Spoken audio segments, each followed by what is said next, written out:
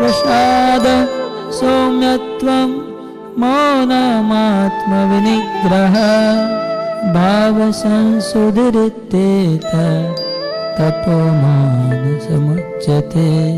চিত্তের প্রসন্নতা, সরলতা, মৌন, আত্মনিগ্রহ ও ব্যবহারে নিষ্কপটতা, এগুলিকে মানসিক তপস্যা বলা হয়।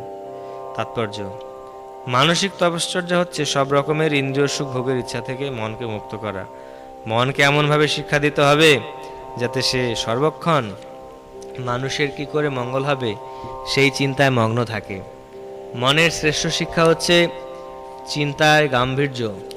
কৃষ্ণ ভক্তি থেকে কখনোই বিচ্যুত হওয়া উচিত নয় এবং সর্বদাই ইন্দ্রিয় সুখ ভোগ পরিত্যাগ করা উচিত। স্বভাবকে নির্মল করে গড়ে তোলার উপায় হচ্ছে কৃষ্ণ ভাবনাময় হওয়া।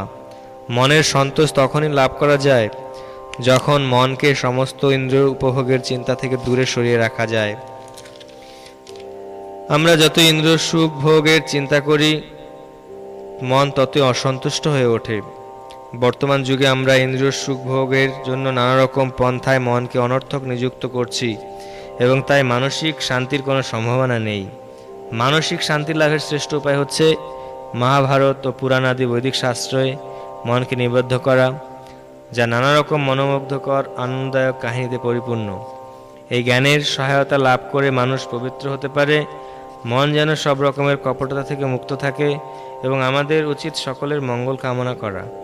মৌনতা মানে হচ্ছে সর্বক্ষণ আত্মজ্ঞান লাভের চিন্তায় মগ্ন থাকা। এ অর্থে কৃষ্ণ ভাবনাময় ভক্ত হচ্ছেন যথার্থ মৌন।